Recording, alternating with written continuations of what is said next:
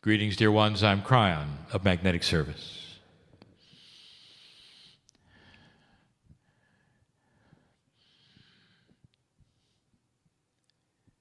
It's a beautiful time. And if I told you that I know who is here, would you really understand that?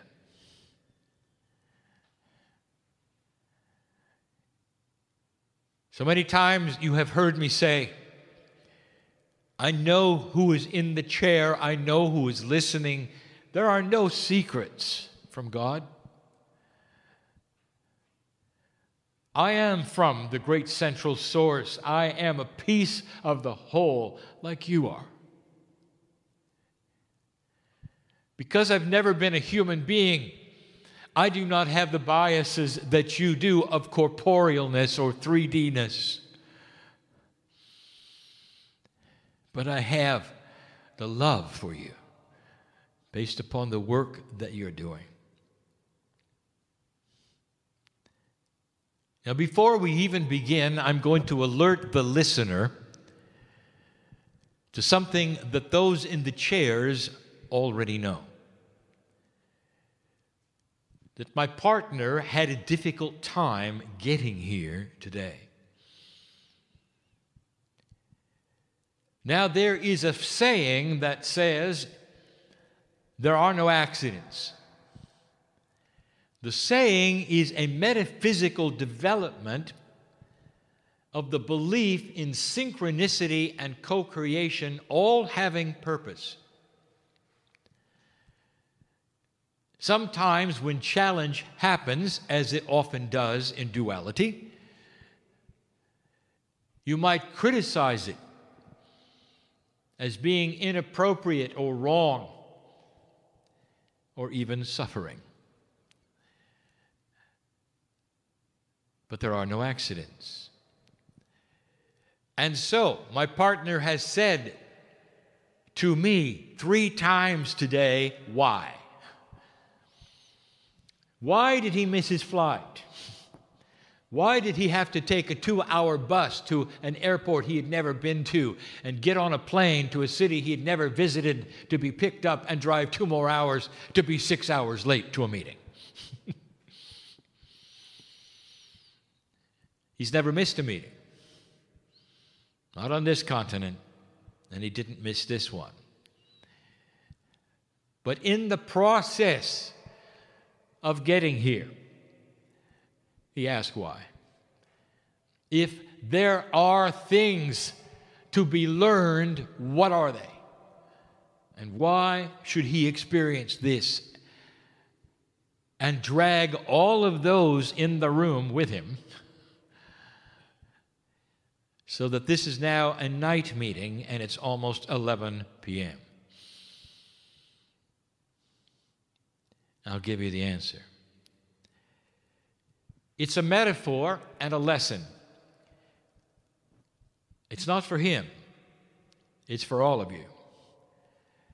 And I'm going to revisit this because it is the theme of this channel. The theme you've heard before. Things are not always as they seem. Here is the metaphor, and it is for the day, it is for the time on this planet, it is for many of you to see and understand. All of you in the room held a ticket for this event. All of you in the room, when you purchased the ticket, felt you knew when things were going to happen. Because of the linearity of how you live your life and the clock and what you expect, because of the protocol of what meetings are like, you saw yourself in advance here at a certain time during the day and leaving when it was over. You scheduled your time appropriately when you would leave, the drive time to home, all of that. And then suddenly it changed. How many of you were tempted to say, because it was not as expected, I'm not going. In this room, very few. But that's not the way it is in life. The start of this meeting happened after the time the other one was supposed to end. It wasn't just late, dear ones. It was over. And then it began. How many of you hold a ticket for something that you have been asking for a long time? You've paid your dues, dear ones. You got it in your hand, and then it didn't happen. I'm talking to a lot of you listening to me now, and both present and not present in this room.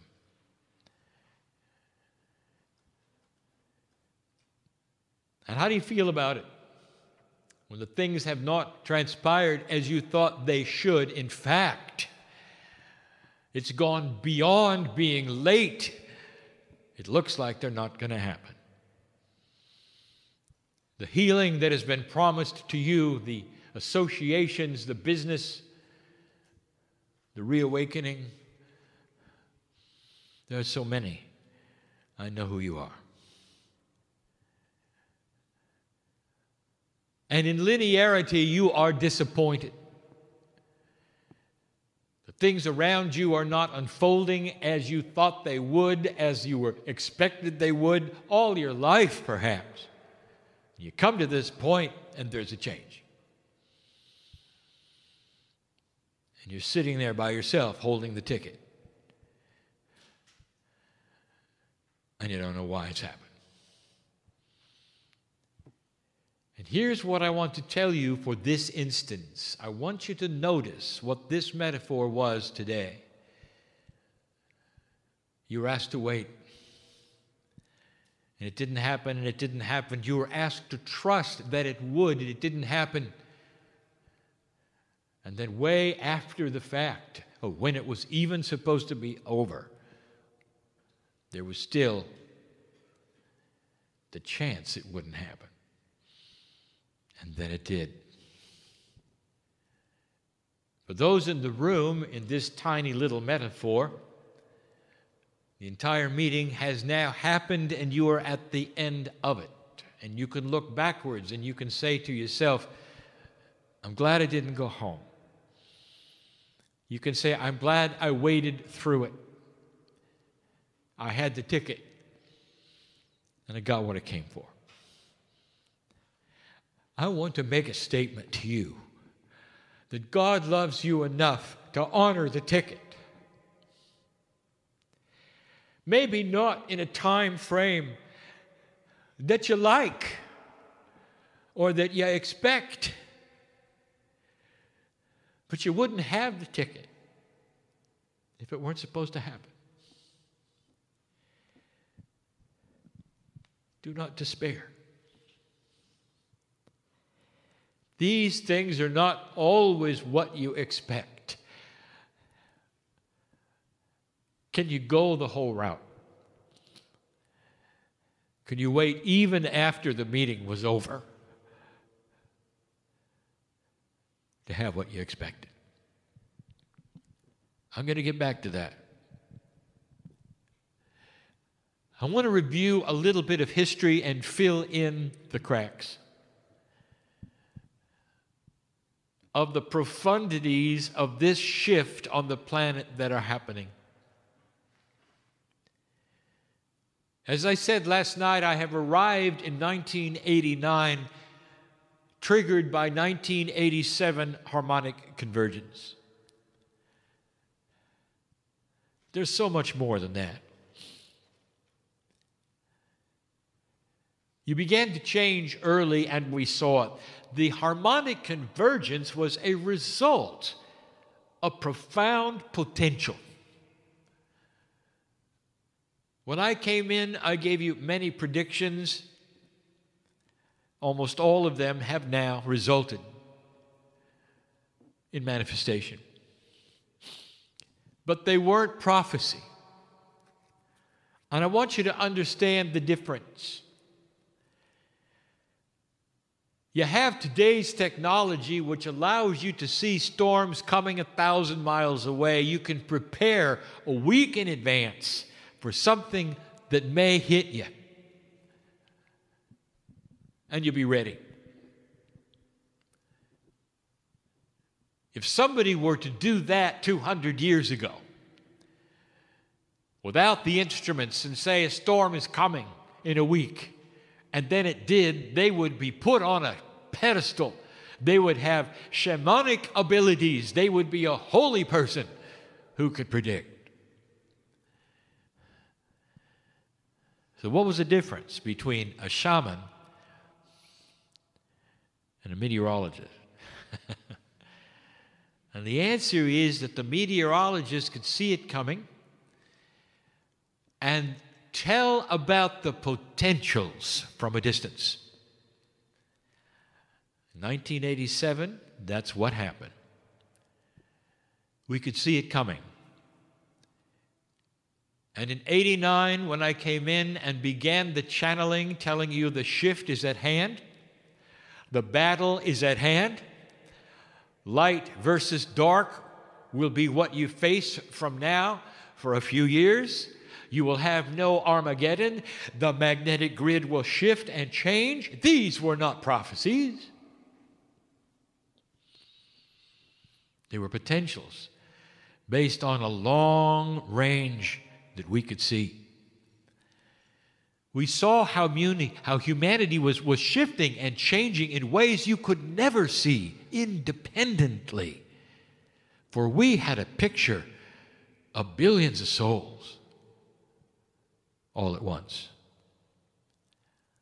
I want you to understand that because of what I'm going to tell you next. We still have these potentials. We can still see what's coming based upon the same principles that allowed us to give you the first prophecies we gave you, which were potentials. We wrote about the indigo children because they were forerunners. Before the shift occurred, humanity started to change.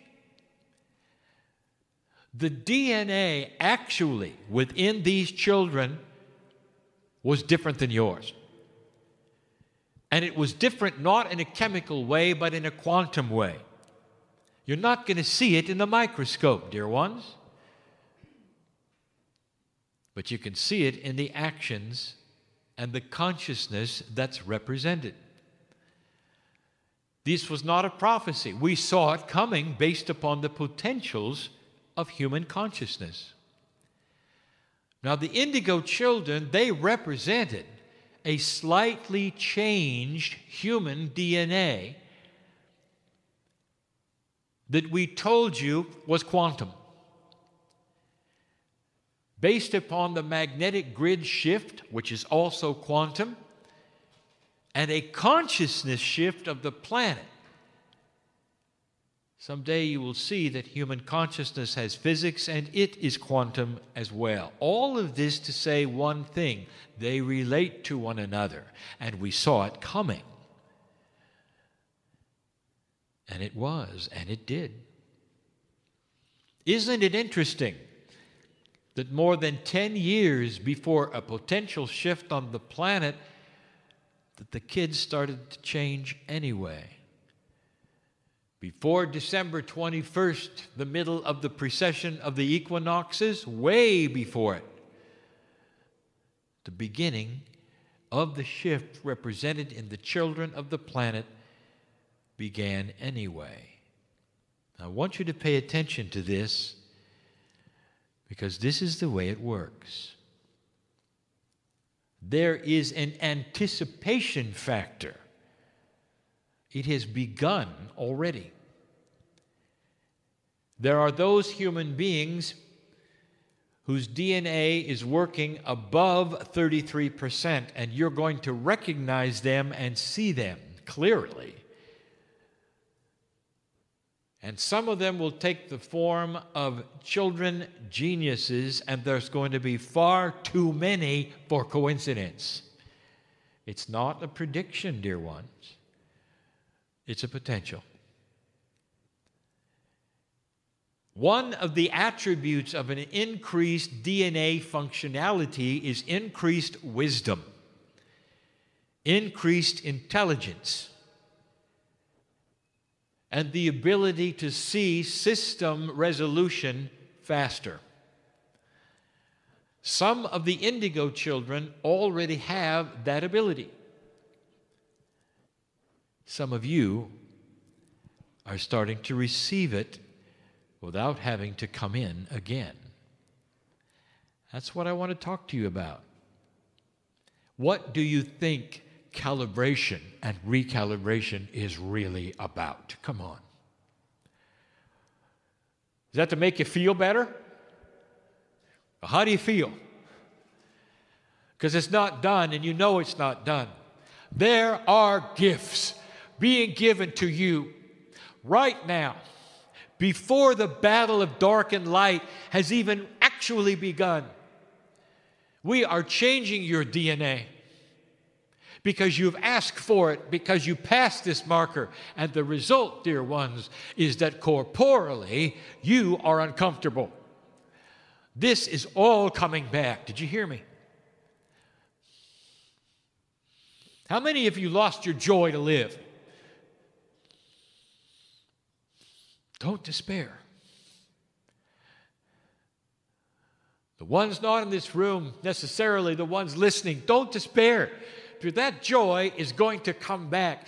How many of you just have had a bad day and remember it and went into perhaps a minor depression only to have it all come back later? And in retrospect, you said, wow, I'm glad I didn't make any decisions when I was depressed. Well, I want you to think about that because you need to hear that right now. This is not the time for some of you to be making decisions. Not only is it coming back, it's coming back and doubling. And we've said that before. Your gifts are being increased because your DNA is going to work far more than 33. You know what 44 is going to be? Long before the Tibetans are going to tell you, I'll tell you. I'll give you a hint. 4 is indeed a Gaia number, and that is something to look at. Is there perhaps a link to Gaia that you haven't seen before? Let me ask you a question. Why are the cetaceans in the Gaia group? That's just a little hint. What is 4 and 4 together? Manifestation. What is it that you might manifest when you get to 44? I will tell you that. Peace on earth. That is the potential. That's not the storm coming. That's the sun coming out. I've never told you that before, did I? See, things are not always as they seem. Things clear. And I can reveal things that perhaps I couldn't reveal last week because the potentials are that much grander today than they were last week.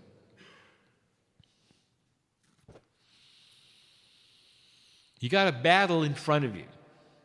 And we talked about it last night. And the battle is of dark and light, and it's profound, and you're starting to see it on the planet. Now you see the faces. Now it's given a name. Now you know how to fight it. Or do you? Or do you? My partner has mentioned to the crowds many times that it is time for good news on broadcast. That it has taken hold on what you have called the internet before. And that various videos go viral that are heartwarming and beautiful. Going viral, my partner says, means tens of millions of people see them over and over and tell their friends. They're heartwarming. They make you feel good. Stories of courage and heroicness, children doing things the rescue of animals, animals talking to humans, all manner of things. We told you that it's time for this to hit mainstream television. I give you a prediction.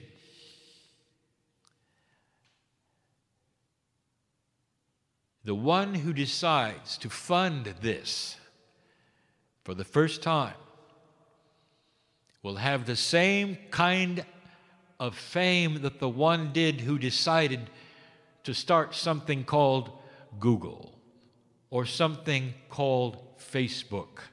Paradigms which had never been seen on the planet, and others told them nobody could do it, nobody would be interested, and it wouldn't work. And today you see it. Not only did it work, it has become a paradigm.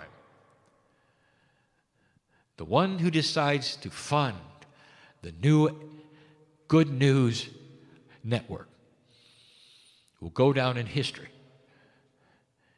as changing the planet. The one who had the insight and the vision to know how new humans are thinking and make a commercial endeavor about it. Make no mistake, I'm not telling you that there is supposed to be a television channel that is New Age or that has Kryon. Hardly. Just let it be like the internet. Let it show the clips and talk about the stories and bring in the people and discuss it. And it will attract tens of millions of people away from the news, away from the horror. And the first people to see that this is going to be working are the advertisers. That's why it's going to work. This is the challenge. The first one to have the courage to fund this, endure the jabs of ridicule and laughter as they move the paradigm of the planet, will be famous.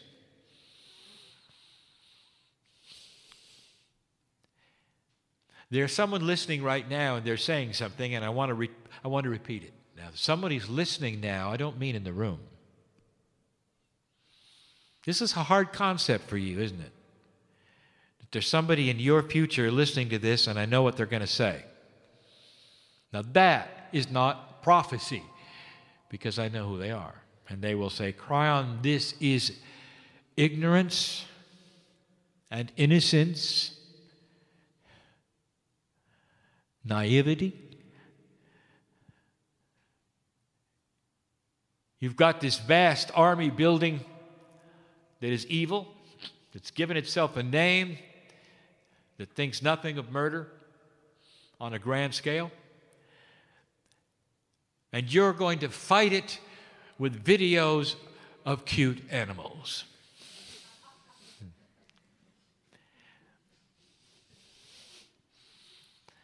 That's not going to work, they'll say. And here's what I'm going to tell you. Oh, yes, it is. You don't know what I know. Things are not always as you think they're going to be or as they seem, because you don't know about the benevolence factor. You don't know how light can spread. When humans start thinking a certain way and how it catches on and almost becomes contagious, and what that does to other humans, what the broadcast of these things worldwide can do to regular humanity.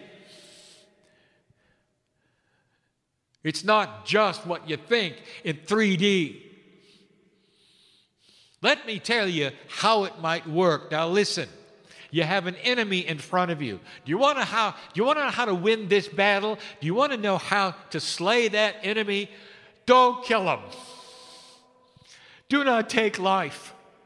Don't become them. Let's get smart. Cut off their funding. And you say that's impossible. There are too many with too much money who will fund them. Not if the population of the planet objects. They won't. The part of the population that's looking at the channel with cute animals. The part of the population that respects life and loves one another and sees the potential for a peaceful earth and what it might mean. What it might mean to the Middle East to finally solve. Maybe it'll take a generation, but to solve that ancient hatred. Cut off their funding. It's not going to be that hard because the funding has to come from somewhere. And that somewhere doesn't just sprout from the ground, dear ones. It has to be approved. It has to pass through banks. It has to buy things in order for that darkness to exist and fight. And I'm telling you, that's the source. Common sense will tell you that's the source. Now, I've just presented something I've never said before. The benevolence factor is real. It's an amplification of the light in human consciousness. It is infectious. For the new human will gravitate toward peaceful things, not toward drama. Slowly, you will see certain kinds of television programs reduce their population, their popularity. The advertisers will see it too. And they won't want to fund anymore programs that show people arguing for fun. Watch this. I want you to see something that is not a prediction, but a potential. Now I want to get back to the ticket. In 1987, you might say humanity purchased a ticket for a meeting. And the meeting would have a name: the New Jerusalem. And some of you know what I'm talking about. The city on the hill in peace. As goes Israel, goes the earth. And that is the focus. And that is the ticket that you have. Peace. And you've waited, and you've waited, and you've waited, and you've waited.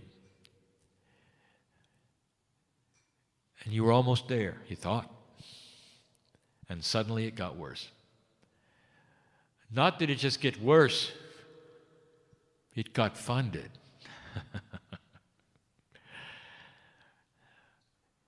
They can't win, dear ones, because you've got a ticket. How long is it worth waiting for? And what are you going to do? Are you just going to hold it in your hand? Are you going to suffer through it? Are you going to be a victim wondering when it's going to happen? Or are you going to hold it up high and say, we deserve this, and it's coming. Let's go. Let's figure out how to defeat the darkness. We'll start with yourselves, becoming more gentle to one another, practicing on a micro level what the macro consciousness of the planet will have to learn. How long will it take? How long will you wait? The next time you're born, yes, when you reincarnate, if this earth is not yet in peace, I'm going to tell you esoterically, metaphorically, metaphysically, when you are born, you'll be holding a ticket. You will come in with this attribute. This is what you're going to want as a child. This is going to be your passion, and everything you see around you, if it doesn't agree with this, you're going to fight it. And you're going to fight it with that which you know works. integrity, honesty, gentleness, compassion, action. It's infectious. That's the factor nobody expects because it's not in 3D. It's not a prophecy. It's a fact. It's coming. And we see it. You've got the tickets. Don't put them away. Don't tear them up. Don't be discouraged.